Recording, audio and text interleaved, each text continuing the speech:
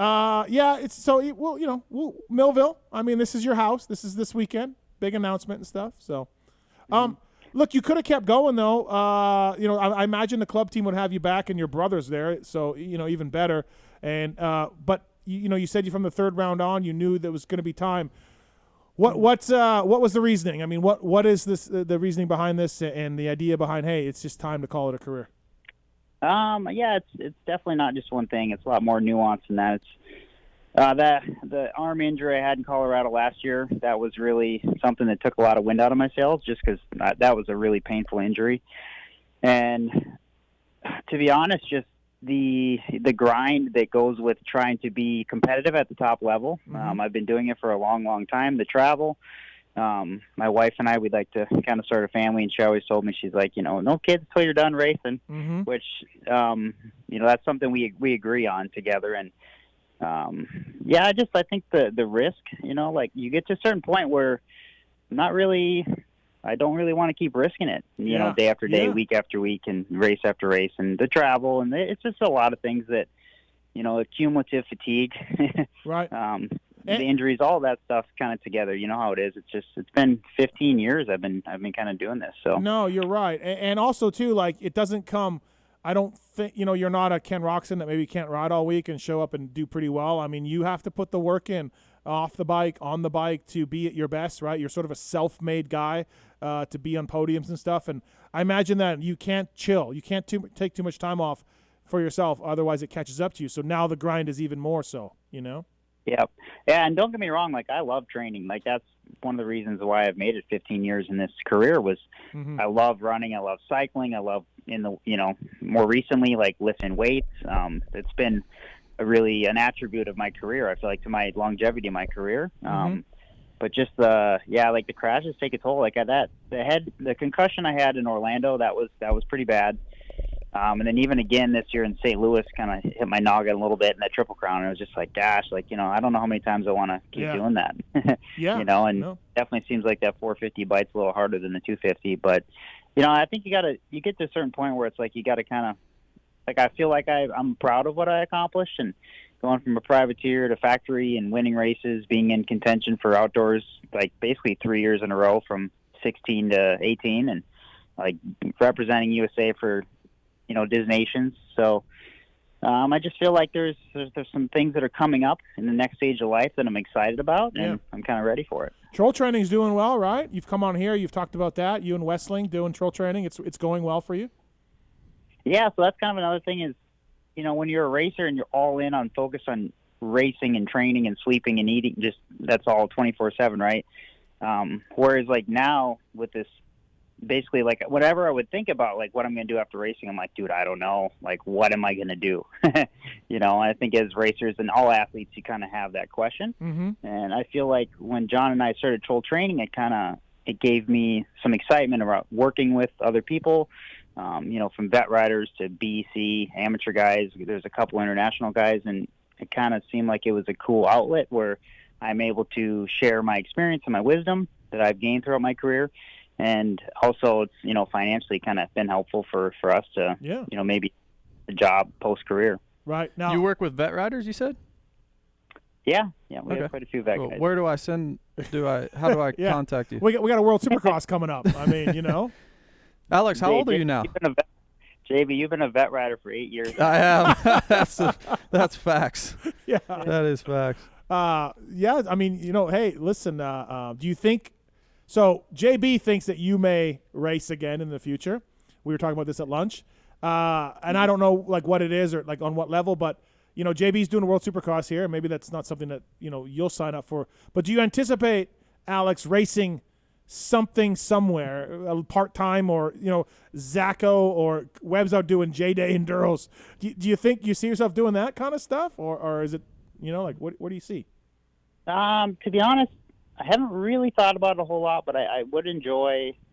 I mean, my dad, basically, he was into woods racing, back in the 1985. Dude, what do you mean he was into woods racing? He was great. He was legit, right? He was a champion. Well, yeah. He was into woods racing. Let me finish, Steven. Okay. So, 1985 National Hare Scramble champion. Yeah. And it's actually kind of cool. I don't think a lot of people realize, but like Caleb Russell's dad, Aaron Pleschinger's dad, and my dad, like they all battled in the woods back in the day. So that's pretty cool. But I wouldn't mind doing a few. I mean, I don't want to commit to like obviously a full season, but it'd be kind of cool to dip into a few. And I mean, I think you'll catch me at a couple Millville local races and stuff. But I mean, for the most part, like I really do want to enjoy just chilling and not being guilty for having a beer or like some cookies or something. What do you mean? Phil's never guilty for that. Yeah. Phil's direct words are like, if I had to choose between a podium or a top 5, like I'm gonna have that glass of wine and get 5th. Here's what's gonna happen, Amart. You want me to predict your next 12 months or so? Lay it out, JB. So I stopped doing motocross, outdoor motocross in 2016, and when you're in that, you're just in that hamster wheel, really, year after year. You don't get much break, and right now you're in the thick of it. Even round 3, you've already done a bunch of preseason testing, and I was there the first day, or one of the first days you rode Supercross, and he would pull up and say, dude, this bike is so fast. Go out. I need to detune it. This bike is so fast. So anyway, so you go through that whole preseason. Then you go through Supercross, 17 races. Not a struggle, but it beat you up like it does everybody, no matter if you're winning or wherever you're at. Now you're in the middle of motocross, and you just get beat down mentally. And that's what happened to me. We're now, since going Supercross only, I get beat down. And trust me, there's been years, I was telling Steve earlier, I've sat down with Paige several years halfway through Supercross and said, yep, this is it. It's my last year. But then you finish up round 17, you get a month off. You're like, I kind of get back on the bicycle. You're training a lot. 2 months in, you're like, man, I kind of want to get on my motorcycle again. 3 months in, you're ready to get back at it. It's like you need that break. And maybe Alex isn't a full-time racer, but I can see next year about are you going to go back to Minnesota? Yeah, that's the plan, is to move back to Minnesota. Okay, so are you going to go to the dealership with J-Mart? Or no. Okay, all right. No Just checking. dealership. Just checking. Yeah. So you'll spend the winter time in Minnesota. It turns springtime. You ride a couple times. Brandon calls you, hey, Alex, how you doing? Hey, we might have a 450 spot. And you do some motocross. Next year, mark my words, Troll will be back doing maybe not a full season. Okay, but maybe not full season. But like a Brandon Shaw thing. Like exactly. I'm showing up. I'm going to jump in, right? I'm going to jump in, right? He's going to do a handful of them. He's going to do good. He can still have that beer. Right. He can still enjoy some family time in Minnesota. But you're going to need to scratch that itch, Alex. So you're going to need to scratch it a little bit. There we go. He's laid it out for you. Yep. Not a bad plan. I don't think it's not too far off base, JB, but I think it's, I will say this is the first year, because I've always been an outdoor guy, right? And like after the first 3 outdoors, I'm like, maybe Supercross only isn't so bad. Maybe JB's on to something. Wow. Well, you did say at Salt Lake, what about a motocross only contract? Me and Sexton just laughed. Remember that? Yeah. That was where I put Instagram faster, fastest. Oh, yeah, that's right. That's right.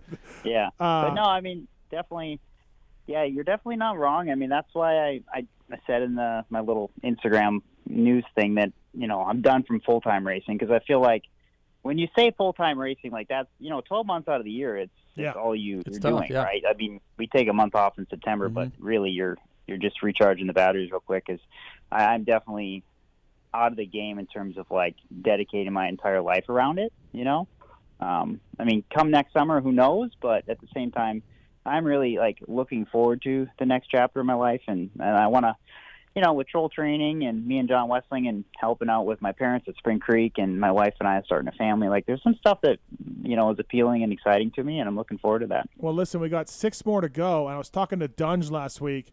He's telling me he's got nobody to ride with in Minnesota. Troll. He wishes he had somebody there. His sand tracks, I guess, are pretty good. I mean, get up there, and let's get pulling Dungy a little bit.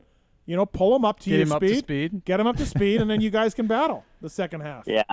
Well, and I was talking to him last weekend, and actually the funny thing is he's so we're all the club team. We're flying up to Minneapolis tomorrow, and we're going to go do this FXR ride day at BP Motor Ranch on Wednesday, and Dunge is riding Tuesday, Thursday. Oh yeah. Go figure, right? Yeah. Yeah. That track's awesome, huh? You've ridden it probably, right? No, I've actually never been. Like they Oh. invited me up there last summer once, but it's kind of a trek from Millville. But yeah, we'll be there Wednesday, so I'm excited to check it out. It's awesome. Good track. ORW bringing you Alex Martin on the show. Offroadwarehouse.com. It's on the butt patch of the Club MX team as well. Pulp MX is the code to save. ORW suspension kits, tires and wheels, steps, bed accessories, and more. Guys like Marks and Brayton that can afford Raptors, they can use the code Pulp MX at Offroad Warehouse.